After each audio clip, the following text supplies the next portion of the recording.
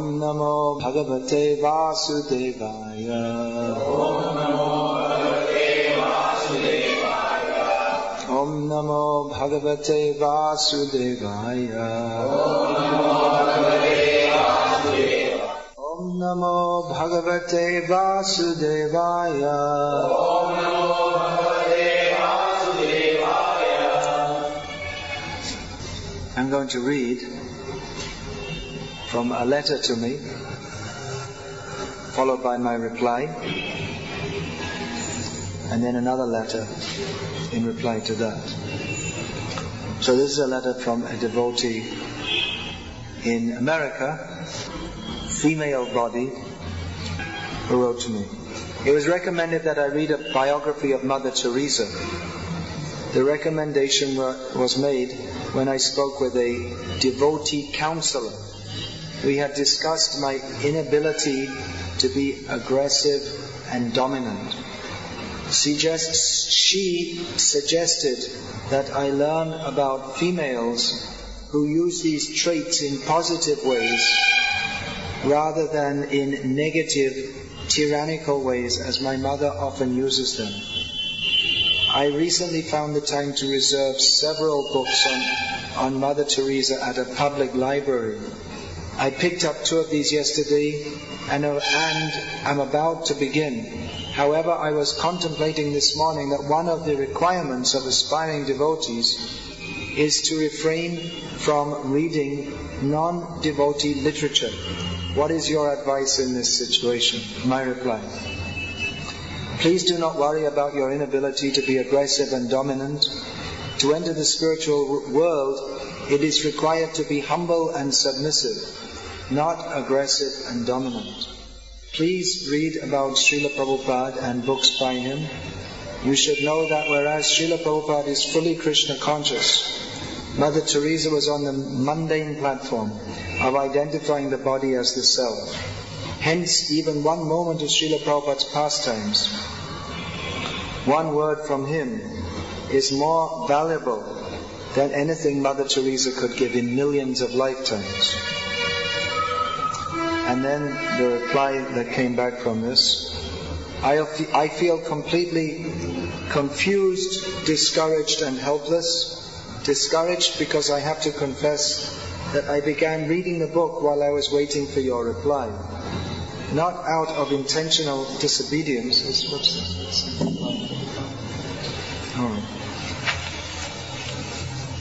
Not out of intentional disobedience, but because my copy of the Srimad Bhagavatam is in another devotee's possession, and because I am working at temporary jobs right now. I was called to 2 consecutive day-long jobs where there was nothing to do but answer phones and read. I rarely have time to devote to reading nowadays, but somehow I found myself with ample time and began the book. Confused because I was finding the book to be extremely inspirational, not from the perspective of becoming aggressive or dominant, but from the perspective of purely loving God. Inspirational on a close level to the inspiration I find in reading Bhagavatam, perhaps coming from the fact that Christianity was something that held great interest for me as a child, but is something I know very little about, not being allowed to or given much opportunity to practice it. Confused because someone who seems so spiritual in all aspects could take an occasionally non-vegetarian diet, which I feel very strongly against. Confused that you have judged Mother Teresa as being on the mundane platform, which brings up latent doubts that I have had about people who helped me incredibly spiritually, but who are not devotees. In particular, a person who I grew up with, who was and still is a great spiritual inspiration to me. Although I haven't seen him in years, yet I never knew exactly what his religion was, except for the fact that he meditates and has a guru, and taught me about celibacy and vegetarianism and led me away from the mode of passion and toward the mode of goodness. How do I understand this in terms of believing that anyone who doesn't have Krishna consciousness doesn't have genuine love of God. Discouraged and ashamed that I had gone ahead to begin the book and now feel that I can't continue it against your advice despite the fact that I want to, and that I believed it was giving me great inspiration, even inspiration in my sadhana. And hopeless because although it is a little reassuring to hear that I should not worry about not being dominant and aggressive, which I feel I never will be, able to be, it causes endless problems for me when I find myself dominated by people who do not even believe in God. I cannot figure out why I find myself in situations where I want to act in ways to bring myself closer to God, Krishna, yet the control of my life is in the hands of people who have no understanding of this, people who are materially stronger and who I am dependent upon for survival. Please forgive me if this sounds in any way like I'm trying to be defiant or disrespectful. I truly want to understand what it is that will bring me to love of God. And this is too much to reply to an email, so I thought I'd speak something. There are important topics for understanding here, not just for the person who has written these letters, so it can be shared with others. An important point to be addressed here is understanding of what is spiritual and what is mundane. What is actual spiritual life and what isn't. Lack of understanding this causes people of pious inclination to act in a manner which they think is religious but which is actually wholly against their actual self-interest. Just like, for instance, here in Andhra Pradesh, while I'm here, it's an example I give often, in fact almost in every lecture, that many people are devotees, they say, of Sai Baba. And they feel that this is spiritual. And often people who become followers of Baba, they become vegetarians. And they start doing puja, and they may do some fasting. And they become pious and religious in many ways. But as a result of all this, they will go to hell worse than if they'd remained meat eaters and had no interest in any religion. Because worse than not worshipping God is to think that someone who is not the Supreme Personality of Godhead, to worship Him as He is. To not worship Krishna, that's not correct. But to accept someone who isn't Him and worship Him, worship that person as Him, is highly offensive. So people don't know what is to be done and what is not to be done. Pravritim cha nivritim cha janana vidurasuraha. Those who are demons, Krishna says, they do not know what is to be done and what is not to be done.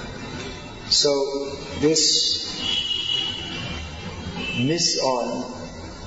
different sets of misunderstanding arise from not understanding what is spiritual and what isn't. And even in the name of Krishna consciousness, there may be persons who are on the mundane platform, or they may just reinterpret Krishna consciousness a little bit and the whole thing becomes spoiled. In Bengal and Orissa and Vrindavan, there is one Apasampradaya, which means they're bogus. Apasampradaya means this is generally used in the followers of Bhaktisiddhanta Saraswati. Actually, this term was, as far as I know, at least first written down by Srila Bhaktivinoda Thakur. So he referred to different upper sampradayas, means followers of Lord Chaitanya, apparently, but not following in the right way. So there's one upper sampradaya who they worship Lord Chaitanya and Lord Nityananda. They recite the Chaitanya Charitamrita.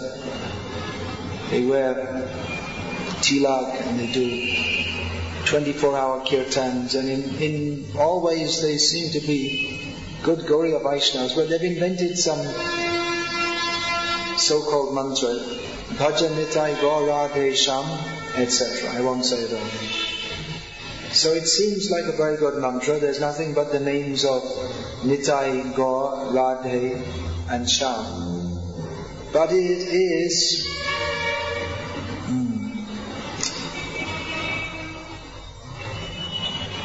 Siddhanta Viruddha. It is, even though it's only the names of Nitai and Gaur and Radha Krishna, they have introduced the idea that the Hare Krishna mantra shouldn't be chanted loudly. So they invented some new mantra for chanting loudly. And they say that Nitai, Nityananda, is actually Radharani. So in this way, it's actually offensive. And one cannot, even though they're only chanting the names of Krishna, and in many ways they may appear to be good Vaishnavas, but it's all back to front, upside down, inside out. The effect of chanting according to the proper parampara system is not received. One will not get love of Krishna, even if it seems they may be getting love of Krishna. So, here the example is given of Mother Teresa. Can just be used as an example. She's one of many throughout history who appear to be very spiritual. You'll see her, she's talking of God, and she has this spirit of sacrifice to God, and she has a very strong feeling of compassion to help others, seeing them as parts of Jesus. So it all seems very spiritual and inspiring for those who want to be on the godly path. I remember seeing one book by one of our godbrothers, Satsrup Das Goswami. He had started to read a book about the life of Saint John the something. There were so many Saint Johns. There was one of Saint John the something who was a mystic, a Christian mystic. No, it was someone else. There was another mystic. There was some saint, woman saint. These two they're both from Spain and they're both connected. There's Saint John and Saint something else. I can't remember her name. Saint John of Avignon or something like this. Anyway, there was written her prayers, how she's feeling such strong feelings for Jesus. And he was writing, Satsri Maharaj was writing. As he was reading, he was writing and making some notes and saying, this is very nice and this and that. I didn't read the whole book, I just skimmed through it. And towards the end, there came to a point where she was eating deer's meat, this great saint, who was feeling such ecstasy of love of Jesus. And it said that even some contemporary of hers was shocked, because even they understood that, well, if you're supposed to be a saint, you're not supposed to be eating meat. And he asked, well, how come you're eating meat? And she said, well, there's a time for prayer and there's a time for eating meat. We're having a little holiday from our holy life here.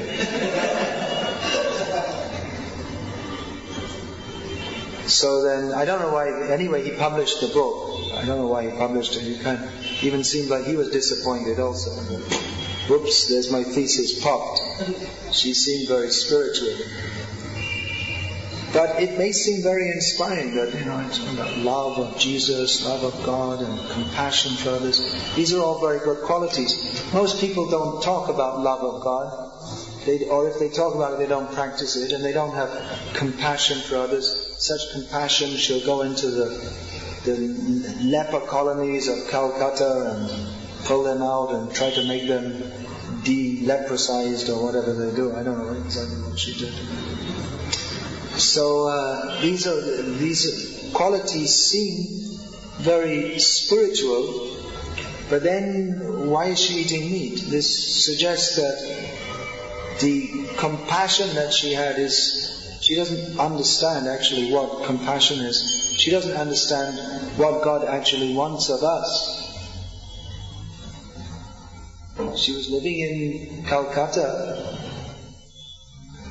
so many years. She must have had some contact with Gaudiya Vaishnavas, but she was never attracted to the path of Chaitanya Mahaprabhu, which is Jaiva Dharma.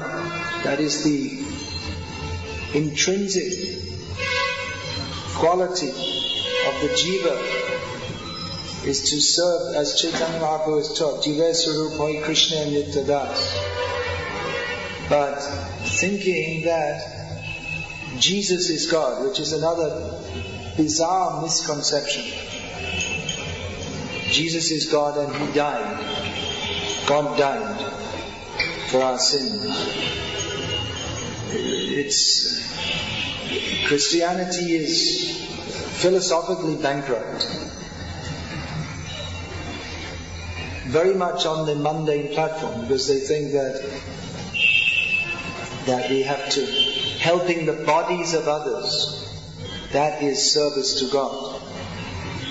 And they think that your body, if you believe in Jesus, then whatever that means, I don't know what they mean by believing in Jesus, but that your body, at the judgment day, your body is reconstructed, and in the same body you go to heaven. To eat meat? They don't really have much idea. They can't say what is the nature of God, what do you do in heaven. It's philosophically empty. If you don't believe in Jesus, then you go to hell forever, because God is all compassionate and all merciful. So if you don't believe in Him in one life, then He sends you to hell to burn there forever. So when I was about 12 years old, I realized that this is no philosophy. By the grace of my Christian upbringing, I became an atheist at about the age of 12. Because I thought, if God's like that, maybe Satan's better. If God is so cruel that in one lifetime you don't believe in Him and He sends you to burn in hell forever, what kind of God is that? I'd rather go to hell. I don't want to see Him even. He's like the most cruel person you could even imagine. So it might seem that Mother Teresa is a very saintly person. She's talking about God and dedicated her whole life to helping others in the name of God. But actually she has no understanding of who God is, or what He wants, or even the basic principles of religion. No violence, no meat eating, and no attraction to the actual Jaiva Dharma, the path of Chaitanya Mahaprabhu. So it might seem very religious to people who have no understanding of who actually God is and what He wants of us. But to those who do understand that, they can understand that, yes, maybe to be a Christian, maybe is better than not having any religion at all. Maybe. It's also Maybe not, because then if you're fixed, I am a Christian, then if you get knowledge of the actual path of who God is and what He wants of us, then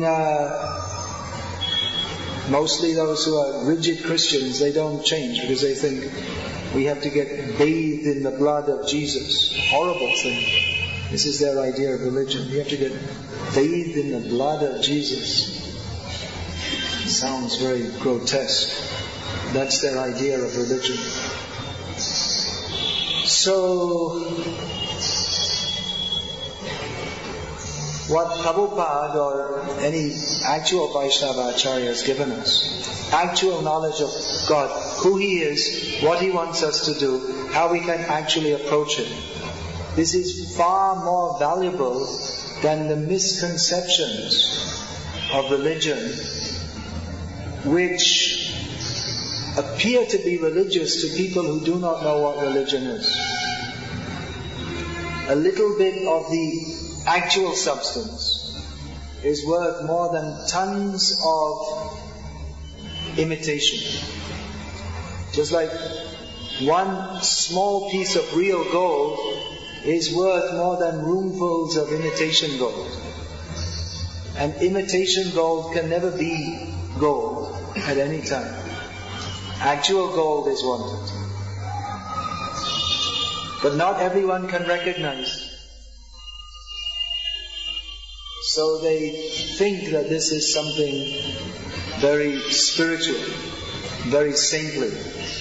Because no doubt there was a strongly developed feeling of compassion in Mother Teresa, but again it was totally misdirected. Actual compassion means to give people the knowledge by which they can become free from material suffering, not trying to cure the body so that they can go on suffering, they can go on sinning.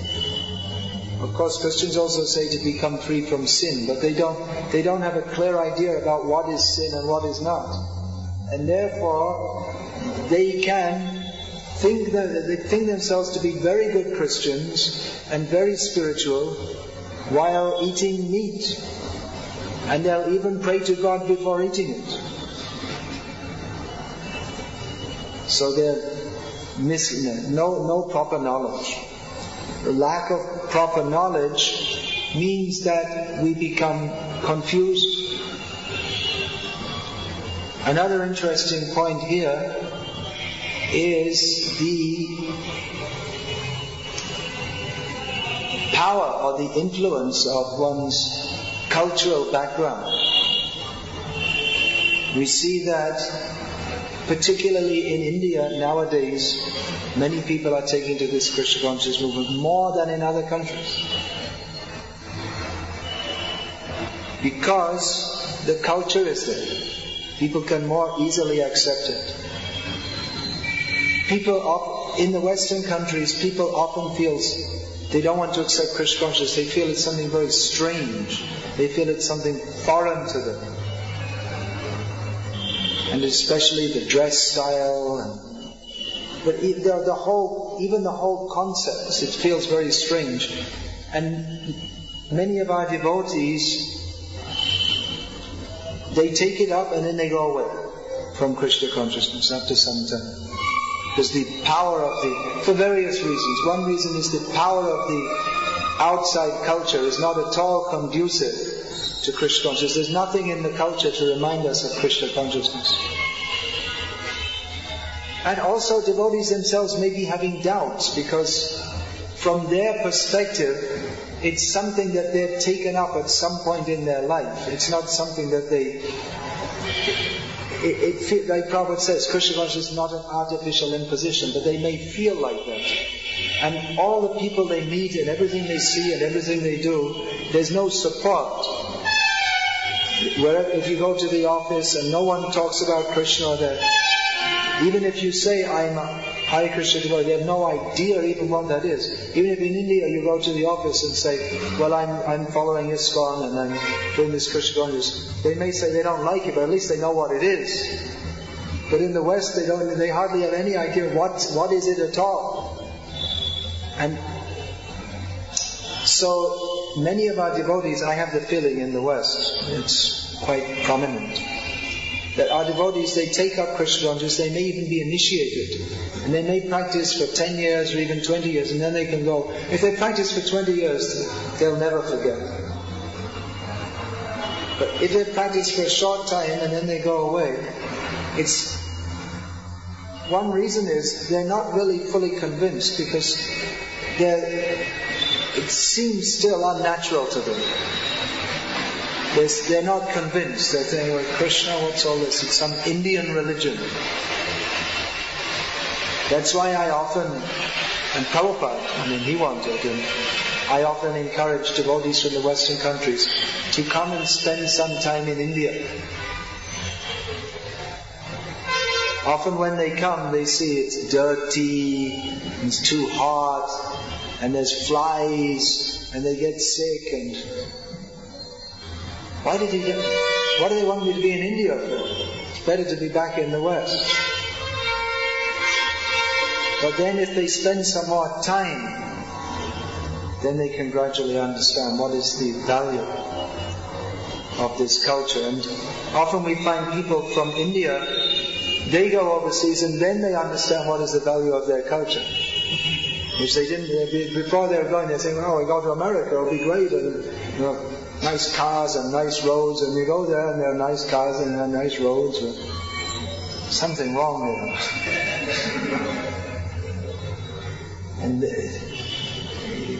come to appreciate the value of the spiritual value of the culture, which it's not immediately appreciable either by those who go to the West. At first, it takes a little time to understand that what I'm missing from India, it's not the idlis and dosas, it's the spiritual element. That's very subtle, so you might not, when you first go, you see the cars and you get in a 120-story building, press the button on the lift, and in 1 minute you're up on the 120th story, and smooth completely. It's all wonderful. Then after some time you realize it's so gross. You have that experience? It takes a little time to understand there's something subtly missing. And also devotees who come to the West, to India, they see the gross manifestation of stomach upset, mosquitoes biting, so much noise wherever you go, firecrackers and horns honking.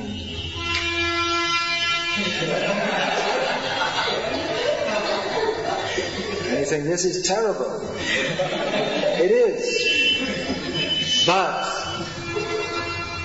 it takes a little time to appreciate the subtle culture which is there. One of my disciples, he came from Eastern Europe, and I said, you come and spend some time in India. So he came, and some devotees from the West at the Maya professor were saying, what do you want to stay in India for? Come back to the West. In India you'll just get stomach upset and this and that. And he wanted to go back immediately. I just told him, you just stay. And then after some time he was so much appreciated. Oh, I'm so glad I stayed. And then within 1 year he was preaching in Tamil, which is such a difficult language. And learned so many things. So, actually to take to Krishna consciousness means a complete change of heart. Especially, it's true for people in India, but it's even more so true for those in the West. In India, people who take to Krishna consciousness, then it's very easy because many elements of Krishna consciousness are there in the culture already. Like in the West, it's very difficult for people to bow down to a sannyasi or senior. One sannyasi godbrother was telling me he was honoring prasadam at a Sunday feast program in Sydney, somewhere in Australia. And one junior devotee was serving him, and he said, bring some of this. And he said, bring some of that. And one of the guests said, oh, why are you ordering him? Who are you to tell him what to do? They don't understand the culture. Prabhupada, why I'm giving this example, there's a very good example. Prabhupada often gave the example that one morning walk in Vrindavan, they were walking on some land, and the owner of the land came up and bowed down and said, "I'm so fortunate that you've stepped on my land and blessed me by doing so." Prabhupada said, in America, if you go on a farmer's land, he'll bring a gun tell you, "Get off, you're trespassing." It's a fact. There's a difference in culture. So many of the aspects of the culture in India, it's just a natural transition. There has to be some philosophical understanding. Who is to be worshipped? Krishna. And not all the different demigods and babas and bappas and ammas and all this and that. But people can take to it very easily. Often also people outside India. Of course we're talking very generally here. Because within India also there are people who protest you shouldn't bow down to anyone. But generally Indian people can take to deity worship very easily. Where not everyone, because Arya Samajis, they don't like it. Or Muslims, they're also Indians, they don't like it. I mean, Indian Muslims are also Indians. But they have like their own culture on the side. When we're saying Indian culture, we're talking about Hindus, mostly. Or even Christians, I've seen. They have Jesus, deity, and they're offering arati. So that's not the Western Christians. They just became Hindu Christians or something like that. They worship Jesus in the same way as people worship different demigods. I saw in Calcutta once, we were staying in one building and we heard a big kirtan procession, madangas, kartals and singing. I came out and I saw there was a kirtan procession. There were Christians with madangas and kartals, which is completely Bengali, Gauriya Vaishnava culture. But there were Christians and they'd take... in Bangladesh also I've heard, even though it's forbidden by Islam to have music. But I've heard so many times, Allah Kirtan. So they're not supposed to do that, but they have such a strong... This is the way to worship God, and they do by Kirtan. So among all the cultural traits that we imbibe, the religious ones are most strong. So for Indians, in many ways, it's very easy to take to Krishna consciousness, which is one reason why we're seeing so many people in India, and Indians overseas also, taking to Krishna consciousness. Whereas for people in other countries, actually Krishna consciousness is natural for everyone, but due to cultural conditioning, it may be very difficult for people to accept it very deeply. And what we're finding at the present time in our movement, this has broader implications. It has very broad and very deep implications. Because what we're finding is that, again I'm going to speak in a very general way here. What we're finding is that, general way, but it's apt also, it's to the point. What we're finding is that devotees in the West, in many ways they try to take up Krishna conscious culture, but in many ways they weren't able to grasp it. And what we're finding is that more and more our devotees in the West, they're practicing Krishna consciousness, but on the template, or trying to practice on the template of Western culture, of Western, not only Western culture in terms of dress, but in terms of mindset, in whole attitude to life. So more and more they're teaching like management courses within ISKCON and devotee grihastha counseling based not upon Shastric principles, not on Vedic cultural principles, but based on Western psychological and sociological principles.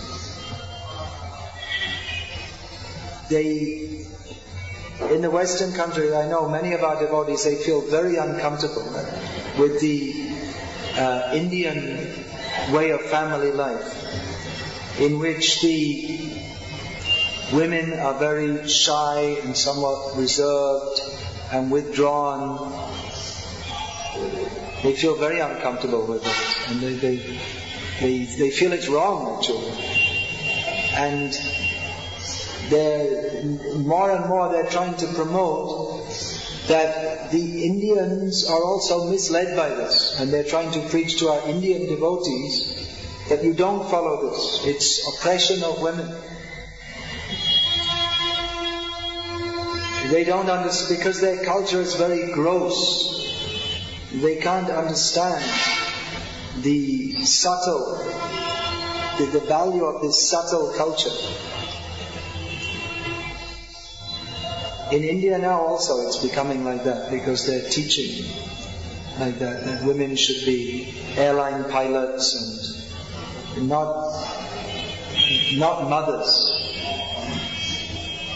The culture of developing the feminine qualities within women and serving husband, family and Krishna through those feminine qualities, that culture is under severe attack in India.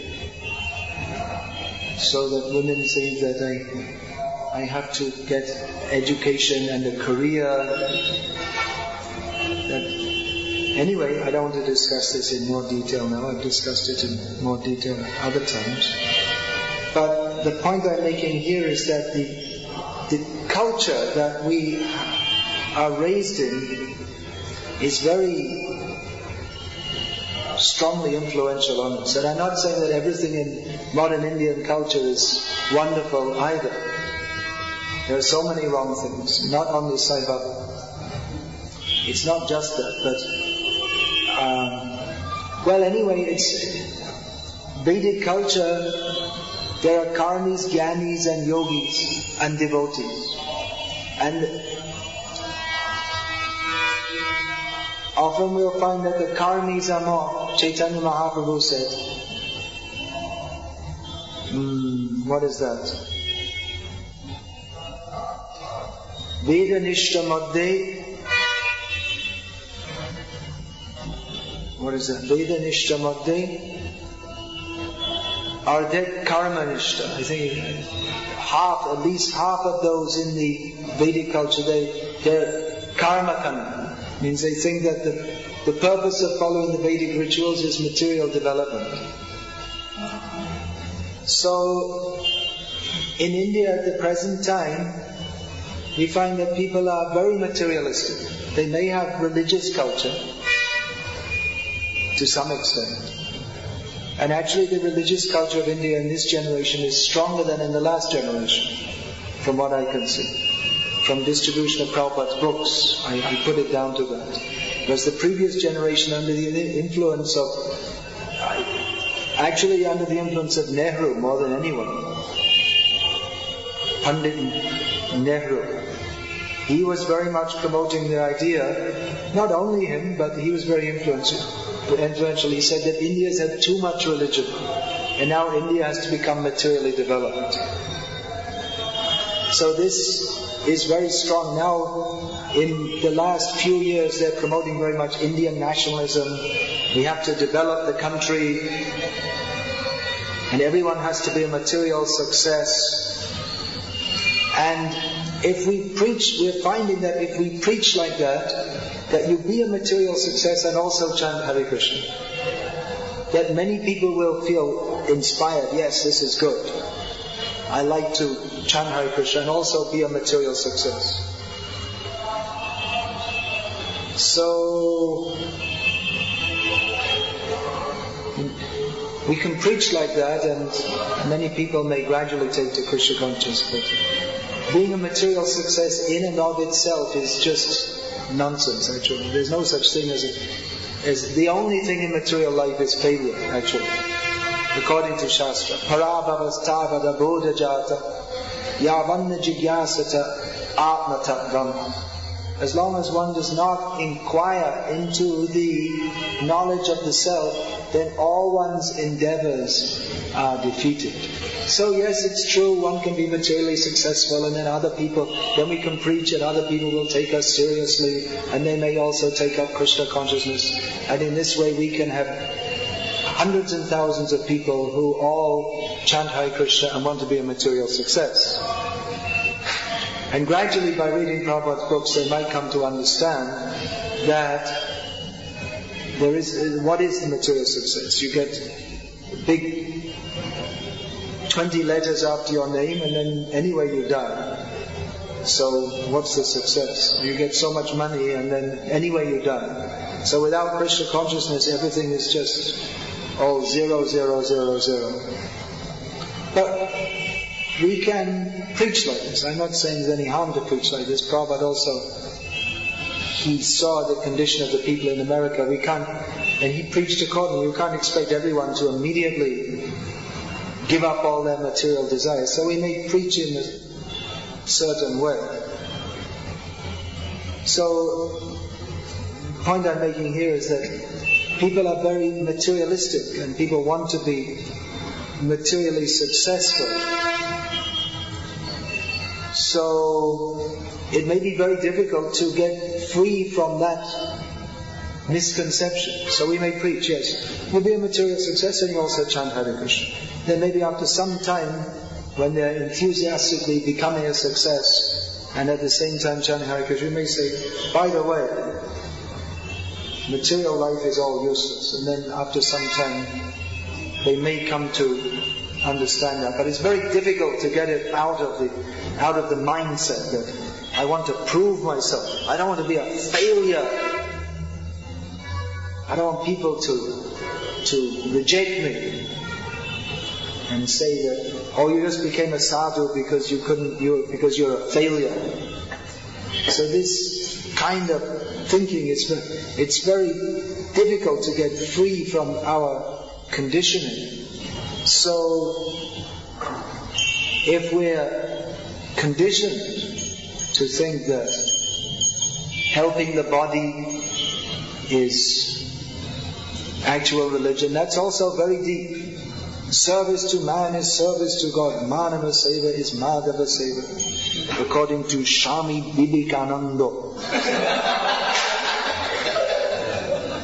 So it's very difficult to get free from this. Now, our devotees have started this midday meals for children. They're promoting that we're feeding the children, the underprivileged children can go to school and they can also get a good education. And the devotees say, well, we're giving them prasadam, but that all the time they're telling that, well, we're helping the children, they can get a good education. And they're also thinking like that. It's all, what's the use of helping them get an education where they learn that we're all descended from monkeys? It's educating them in ignorance. But our own devotees, so many times I'm seeing one of our devotees there was one young man who was at college and he was becoming very interested in Krishna consciousness. And he was thinking that I want to join the temple. And his parents, as is usual in such cases, they became very disturbed because they usually think that, well, it's good to do bhakti but not too much. And you can do bhakti but don't join the temple. Don't become a brahmachari. But this young student, he was becoming more and more enthusiastic about this, which is natural actually, because if you understand what Krishna consciousness is, then naturally you'll want to take to it fully. So then his parents, they went to one of the older devotees, Grihastha devotee, in the temple, who they're about the same age, and they said, well, can you say something to the devotee who's preaching to him to cool down a bit and not preach so strongly? So the older devotee went to the young devotee who was preaching He wasn't telling him that you just leave immediately and be irresponsible. You're just preaching Krishna consciousness. And he was saying that, well, this young man, he may join the temple. So that would be good. It would be nice. And then be more brahmacharis, more preachers, and he can fully concentrate on Krishna consciousness. He said, well, what about his career? You'll spoil his career. And this, who was saying this was a devotee living in the temple with tilak and going to the programs and going to the classes, but nothing had entered his ears. He hadn't understood. He was thinking that, from this I could understand that he was saying, I'm living in the temple and it's my profession. It's my career. I'm supported. But for others, what are they going to do? They should get a career and a job and don't spoil their life. He was thinking that his life would be spoiled if he didn't have a career and he came and joined the temple. So he himself was thinking that, well, I couldn't develop my career, so I joined the temple. But if someone else they can have a good career, then why spoil it by getting them to join the temple? So even though he was living in the temple and supposed to be a preacher, that idea that he had, it had never been changed. He'd never heard what Prabhupada said. Because for him, Krishna consciousness is a job. It wasn't... He's also pious and he goes, chants something. I mean, I do see his hand in his beanbag sometimes. And, he's nice devotee in many ways. But what is the value of Krishna consciousness? He hadn't understood, because the materialistic concept that he came to Krishna consciousness with, that had never been dispelled. So, one interesting point here, I was saying that our Western devotees, they're trying to practice Krishna consciousness in a Western template. So, there's a counselor, that means they're giving guidance to other devotees. And this devotee came and they said, well, you're not aggressive enough, so you have to learn how to be aggressive and use it in Krishna's service. And here's the example of Mother Teresa. Read about Mother Teresa. They want to take, first of all, it has to be considered, if someone is very mild by nature, is that a bad thing? In the Western culture, it's thought everyone should be very aggressive. Now that's coming to India also. Everyone should be very competitive and very aggressive. Whereas it's generally considered a saintly quality to be mild and submissive. Of course, a devotee can be aggressive in Krishna's service. But a devotee in relationship to the Lord should be mild and submissive. Now, it's interesting that this devotee counselor said you can read about Mother Teresa. There's no examples in Shastra.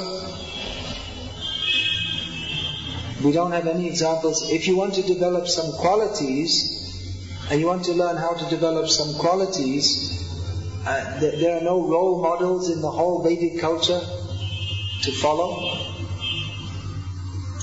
But instead turn to the Western culture. That's a defect.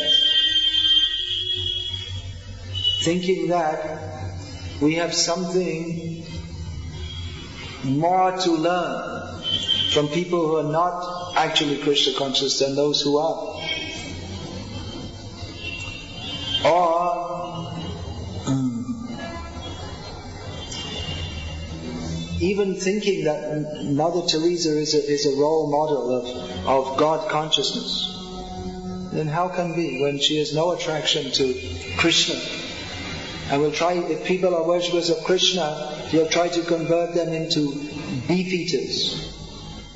And herself beefeater. Maybe not, because often the Christian missionaries, at least previously in India, they don't eat beef because they don't want to offend the Hindu sentiment, because then they'll get less converts. So they take the austerity of not eating beef, but they only eat mutton and chicken and things like that.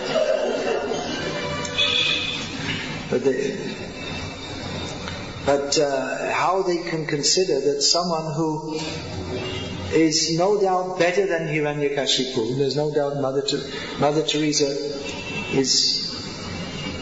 she has some idea of God consciousness, but it's such a vague idea that only persons who have no actual understanding of Krishna consciousness will praise her as a great saintly person.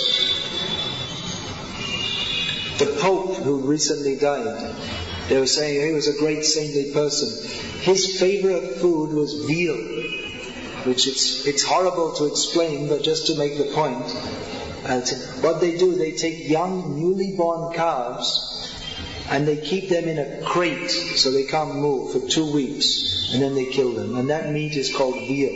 And that was the favorite food of the just passed away Pope, who they said was a great saintly person. But this is completely demoniac.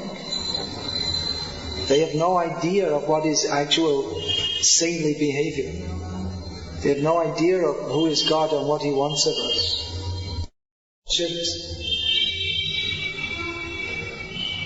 Study Srimad Bhagavatam, and for the culture, Mahabharata, Ramayana, all these things, not what you get on TV. You have to get from acharyas. If you watch Krishna Leela on TV, then you'll get the wrong idea, because people who are not Krishna conscious, they take Krishna to be a mundane person like themselves and portray him as such. Now, there are many points, I can't go through them all here. But another point is that Prabhupada very much wanted that we have our own devotee communities in India and in the West, where we can practice our own culture and our own way of life. Because it's very difficult to be Krishna conscious in a culture which is not supportive. Prabhupada wanted these farm communities where our devotees, they live together and they practice Krishna consciousness. Especially in the West, it's very difficult to, if you're living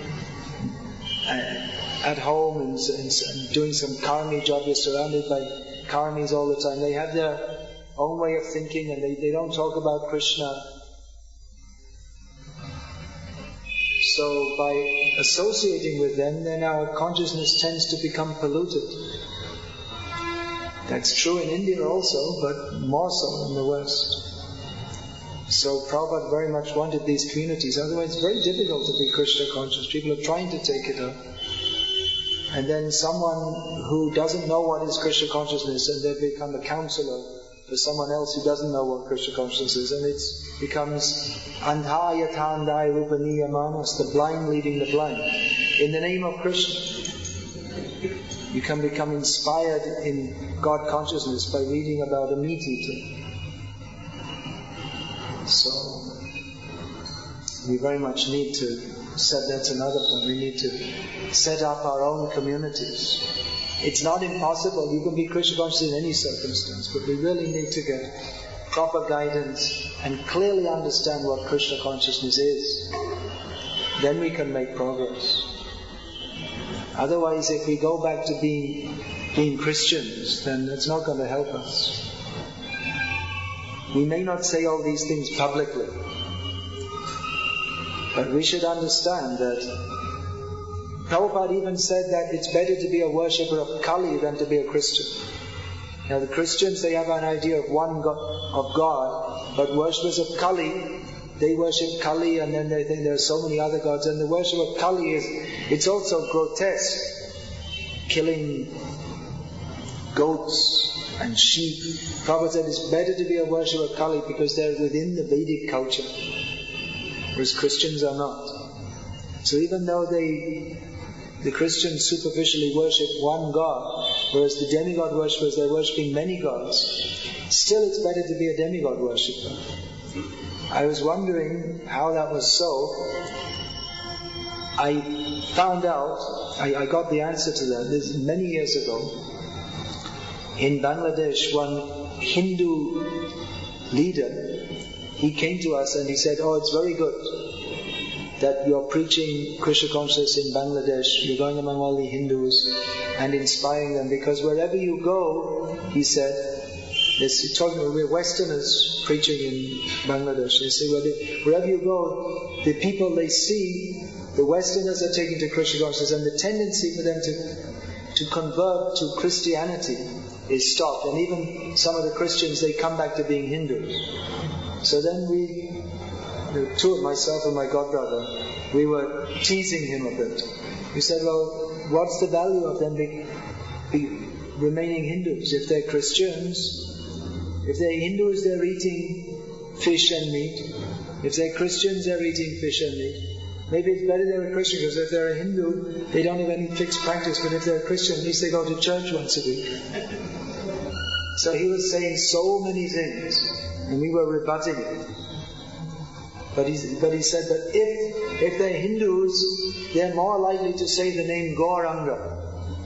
Because in Bengal, the Hindus know the name of Gauranga. So he said, yes, that is correct. Better they remain Hindus. And actually it's a fact. If they become Christians, especially in this country, they become very offensive to Krishna and all the demigods. So, better they don't convert. We're not on a campaign anti-conversion. First of all, we should convert the Hindus to being proper Hindus. Garv se kaho, hum Hindu hai. Kyon? Sharam se kaho. Hum Hindu hai, lekin Bhagavad Gita ka ek shlok bhi hum nahi jante. So, kaise garv? How can we be proud? We're so big, we Hindus, we don't even know one verse of Bhagavad Gita.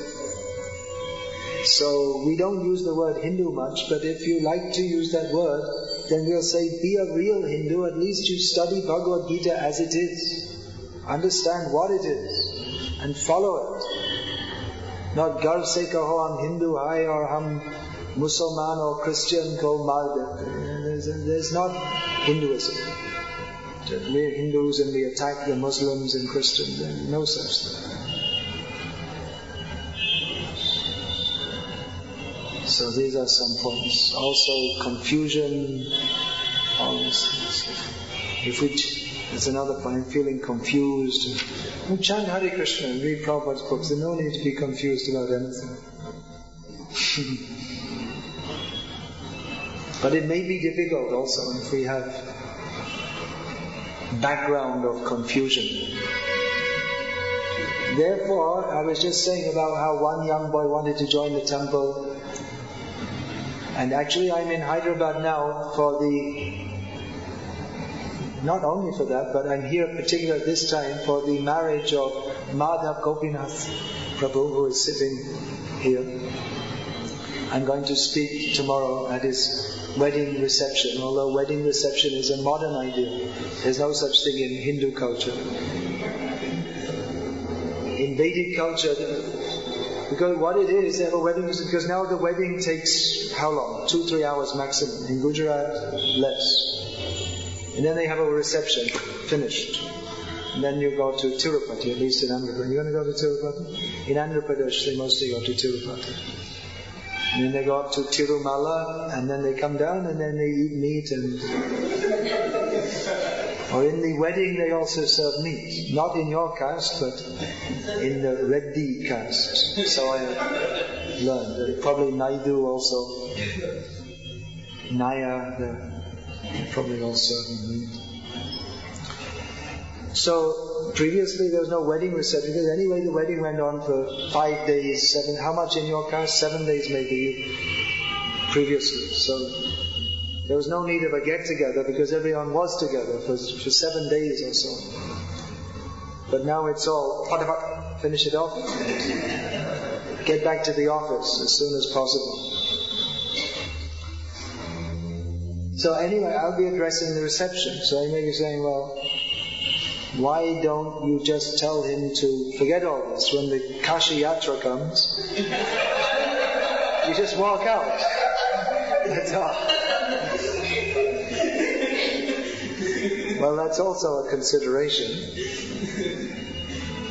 But we have to see also what is suitable for everybody.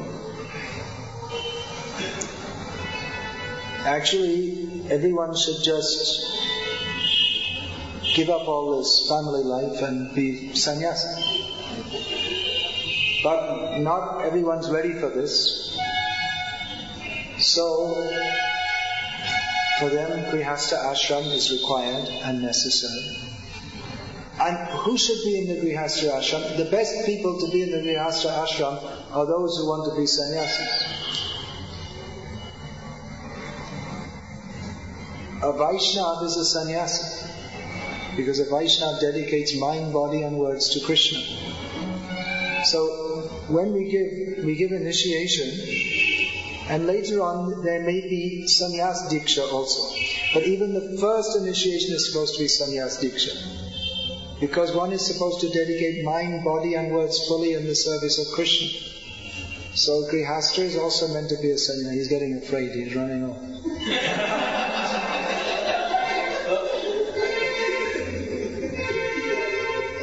When we talk about sannyas, people get afraid. Especially the wives get afraid. They get very afraid. Now my husband's going to leave me. But one should be a Tridandi, dedicate mind, body and words to Krishna. In the Grihastha ashram also, one should be responsible. And even someone is married and they want to take sannyas, you say no. At least your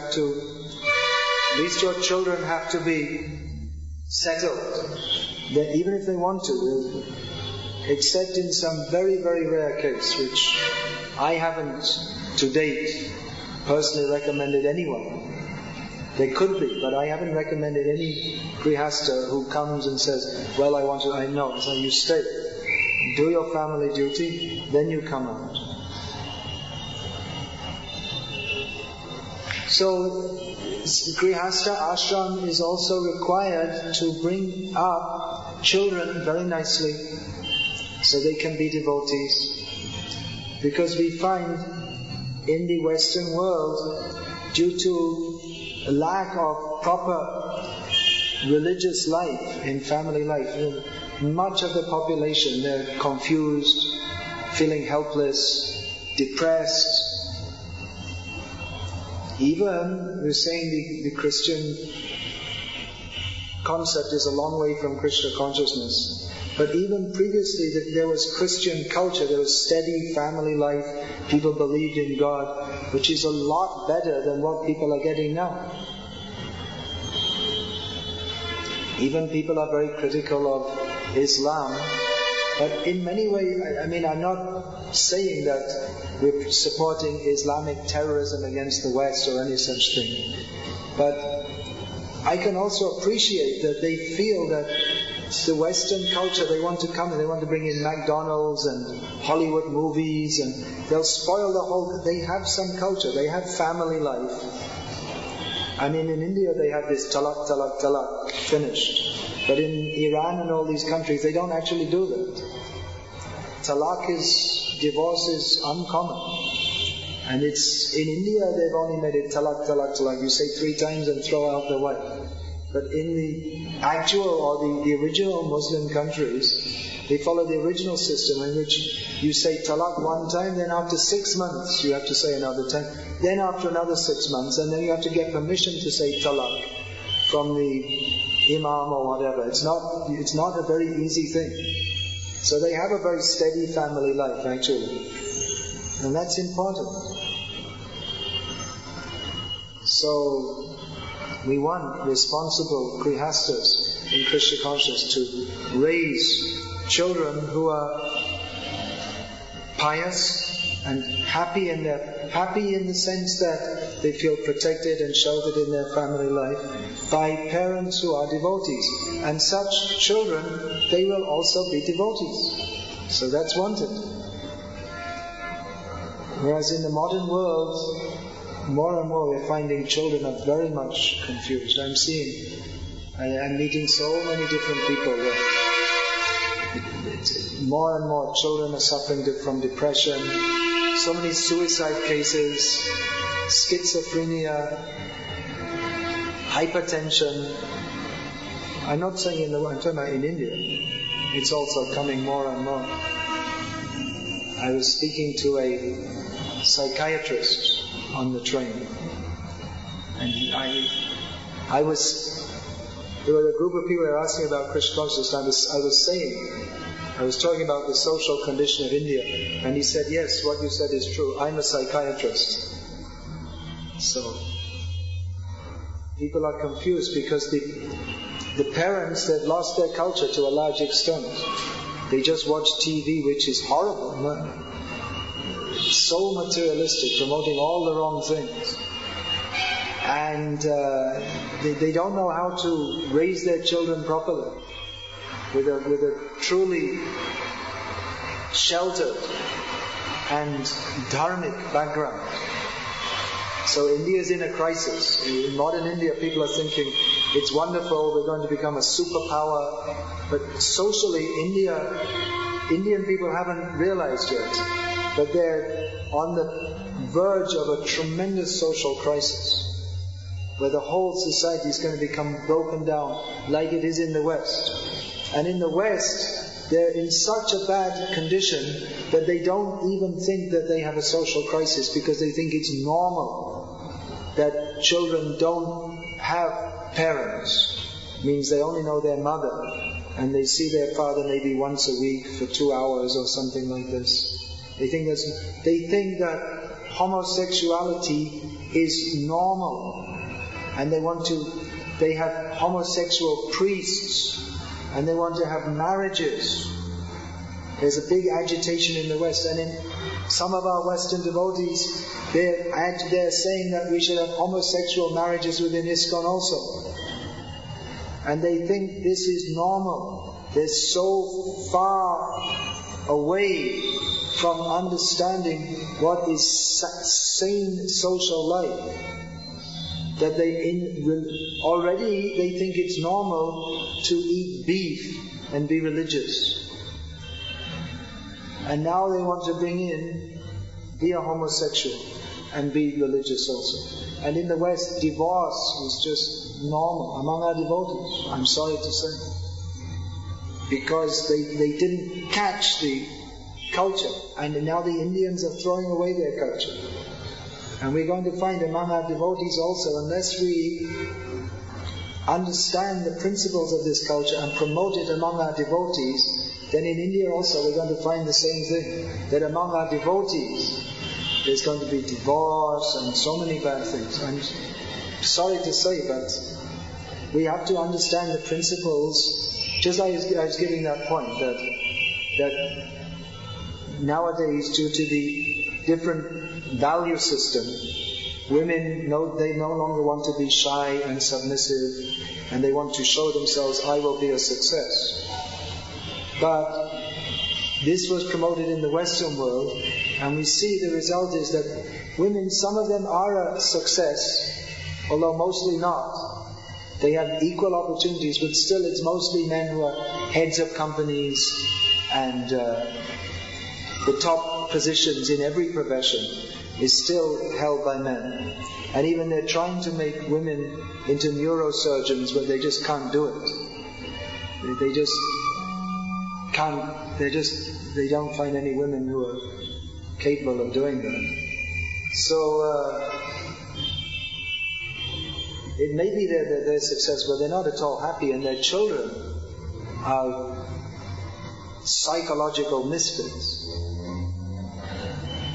So they don't realize the glory of being a mother and a wife and bringing up children. They think, well, this is just something useless. But that's the most important thing that body is meant for.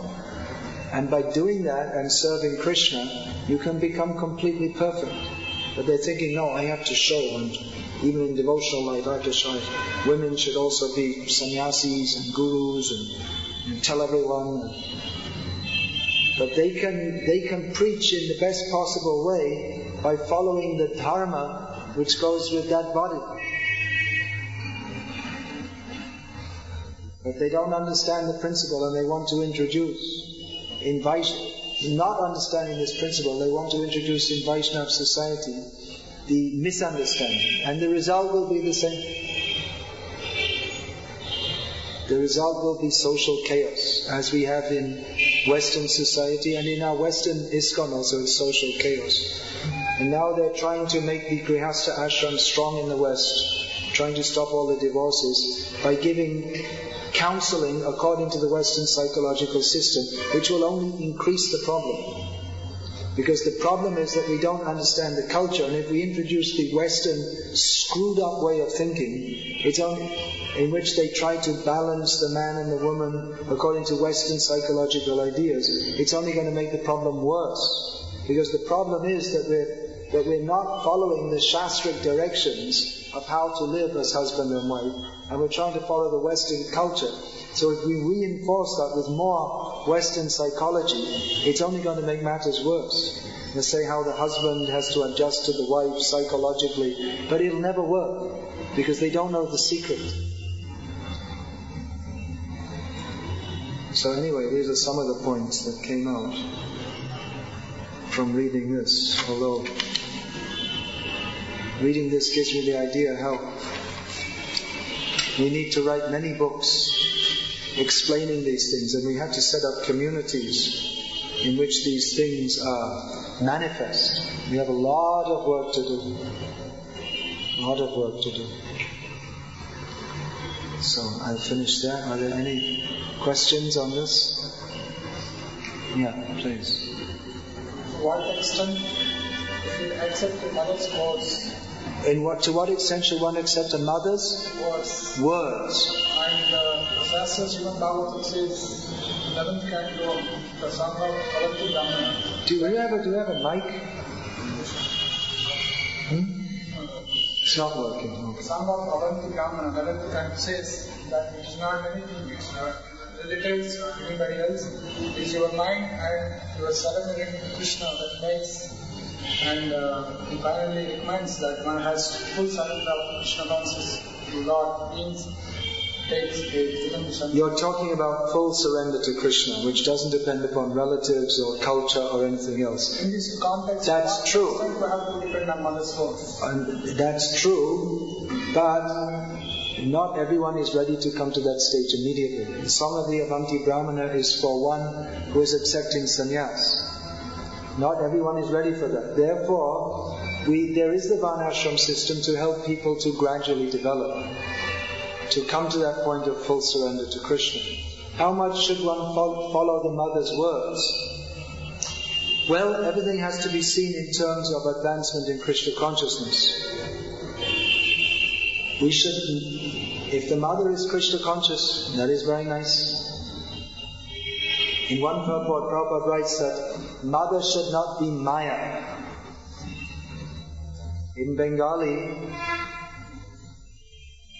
the plural of mother is Maya, all Maya. So mother should not be Maya. If her son wants to become Krishna conscious, she should not obstruct that by holding him back. So, we should follow mother as much as that is compatible with Krishna consciousness. We may even bend it somewhat.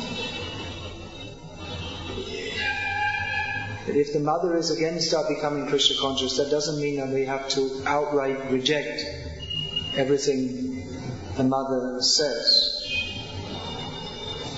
We ourselves we may not be ready to fully embrace Krishna consciousness. And it's not surprising if we ourselves suddenly have a change of heart and our mother doesn't. So we may gradually try to bring parents who are not interested in Krishna consciousness to Krishna consciousness. If we say to what extent, what do you want me to say? 60%, 50%? You're asking for a specific answer to a general question. So I can only give a general reply.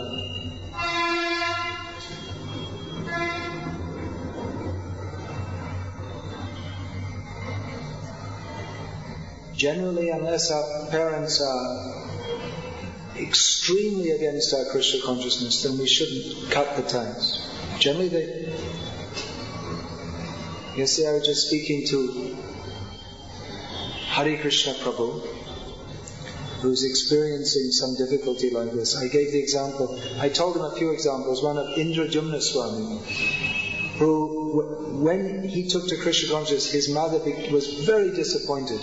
Not that he'd taken to Krishna consciousness, but she didn't even mind him doing something which was crazy according to Western culture at that time, although it's more acceptable now. But what she was very much against was that he believed in God, because she was a staunch atheist. Very much against. She wouldn't mind if he had become an Indian sadhu, which was like a Buddhist or something like that. But she was very much against believing in God. She was a university professor and very proud that we don't believe in God.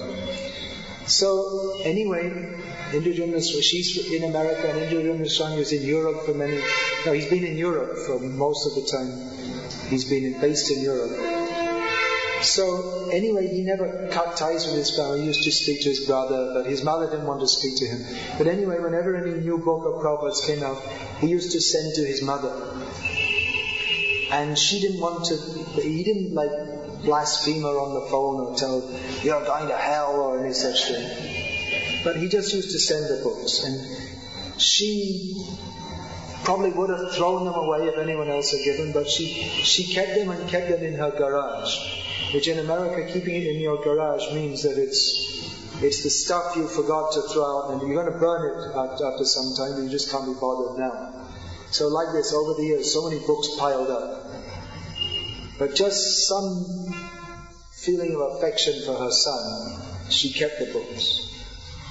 So anyway, one time she had some pain and she went to the doctor, and the doctor diagnosed, you have cancer, you have 6 months to live. And then she started thinking, oh, I'm going to die. And then her whole way of thinking changed. She started thinking, well, maybe there is God after all. Her whole life she'd been against it.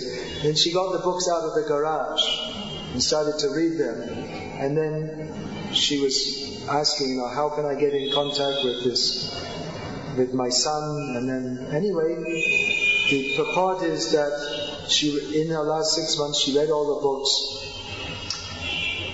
And she died chanting Hare Krishna. Indrajumna Swami ki jai. So there's an example of how a son, even though the mother was very difficult, he didn't follow what she said, but he didn't cut her off either. And Keshav Bharati Maharaj also, his mother, similar case, because she was a hardcore Christian. And she practically rejected him. But anyway, she also died in 2 days. You can read the stories in Bhakti. 2 days before she died, she got initiated. Even though she was so much against. So, we may not follow the instructions of parents who are very much against Krishna consciousness, although we shouldn't be against them. And you never know, Krishna might help in the long run.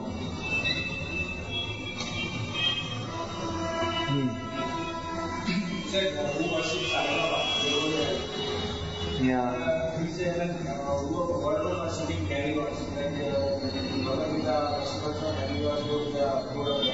Yeah.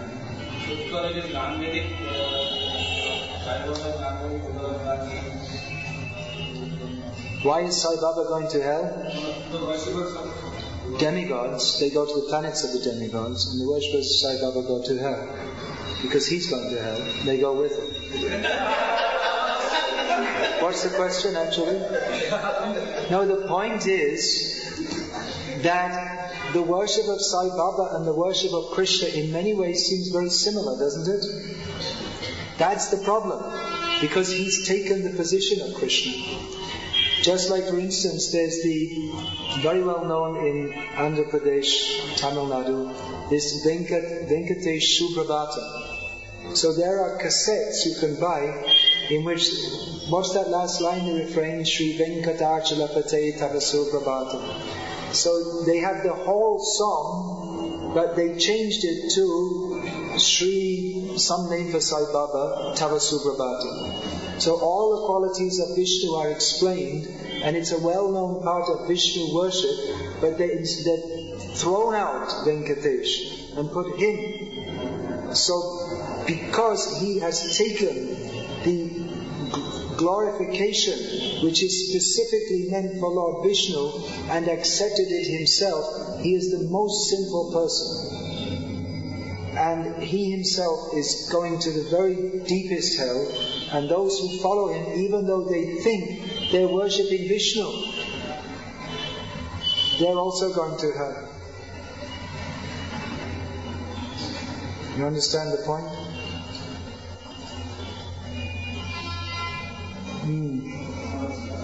Sometimes you go to collection, so some people who are basically donors, they are ready to give a donation. But you said Bhagavad Gita, Krishna and all these things are there. Spiritual and teaching. So whenever you do something which is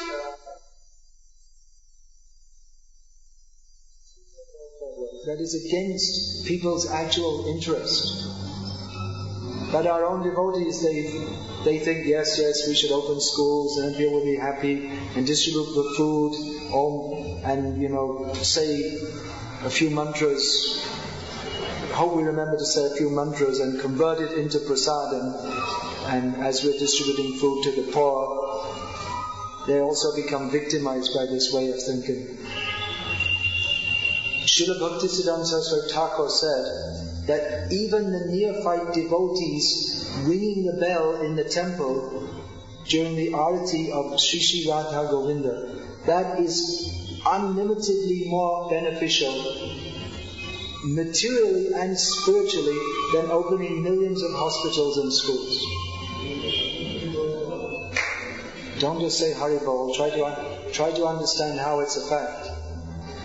You cannot help anyone materially. Actually, it's our duty. If there's poor people, you give them something. Alright. But this organized welfare work, actually, that is the duty of the Rajas or kings. They should do that. Or the government. There should be no poor people in the state. And education, actual education means to educate people in Krishna consciousness. So this idea that we should do some service to society, they think that distributing Bhagavad Gita is not service to society. They don't know what they're absolutely on the mundane platform. So we find that if we tell people that we're distributing food, people like to give donations. Oh, that's very good. They feel I'm doing something good. If we tell people we're distributing Bhagavad Gita, they don't understand. They think, what's the value of that? Better distribute food, feed the hungry people. There are not so many hungry people anyway. You ever saw any hungry people? No one in Andhra is starving, that's for sure. They're mostly pretty heavy people, well-set people. Research there may be some places. I've traveled widely all over India, Bangladesh for so many years. I must say I saw no one starving. There may be some people who are hungry, but what happens is they actually have, in many cases they have money, but they spend it on booze. So then their families don't get. How to convince them? Well, it may not be very easy. Do you think you're going to change someone on the spot? You give them Prabhupada's books.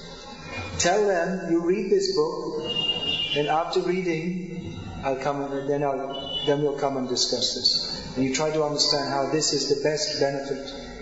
But mostly they don't want to understand.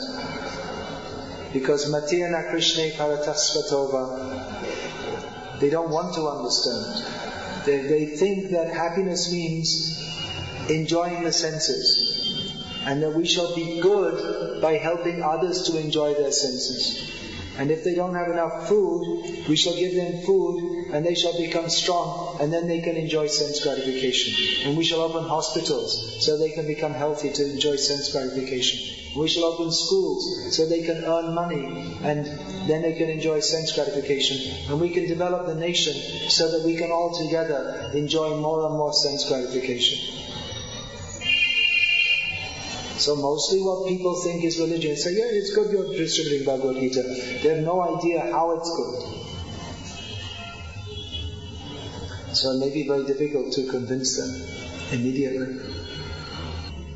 You ask them to come to our temple and hear the classes. And the classes should be spoken only on parampara principles, according to Guru, Sadhu and Shastra, not according to modern psychology or atheistic, humanistic ideas, not reinterpreting what Vyasadeva and Prabhupada have given us, which is more and more, unfortunately, sorry to say, becoming a feature of our ISKCON, that they want to reinterpret.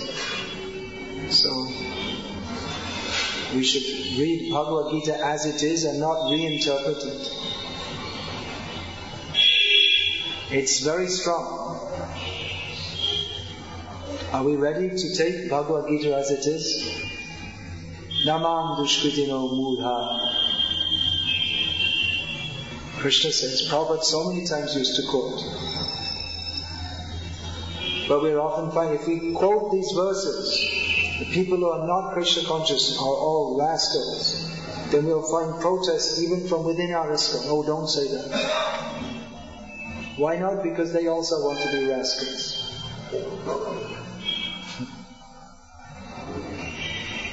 Krishna consciousness is not a pious activity, that we become very good, we become vegetarian, and we have no habits, as they say in India. Although habit doesn't...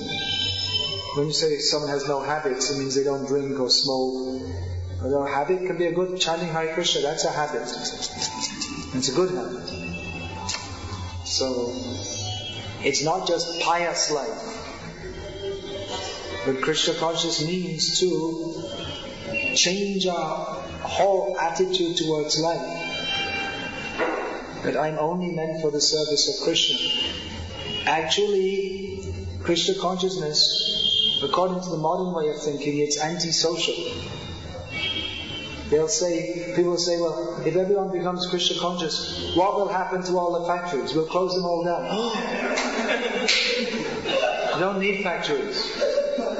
You live in the village and chant Hare Krishna. You don't need to import rubber tires from here. You make rubber tires in Mathura. They have a rubber tire factory in somewhere, Faridabad, somewhere, and then they export them to Hyderabad. Not required. You don't need, everything is there in the village. You say, then the economy won't be developed. What do you mean? You live very simply and chant Hare Krishna. Or what about Sri Harikota space project? You don't need. Not required. Then India won't become a powerful nation. It doesn't matter. Chant Hare Krishna. That's the actual purpose of life. So they'll think this is against the national interest. They don't know what the national interest is, that every Indian becomes Krishna conscious and surrenders to Krishna.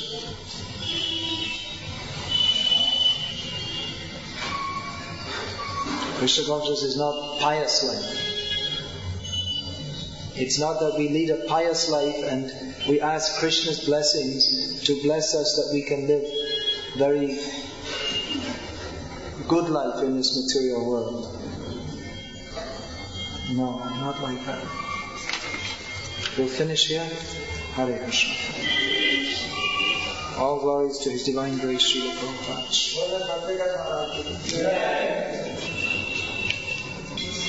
One other point actually, I was saying about we don't encourage everyone to be a sannyasi. Another point is that everyone's not ready for that anyway.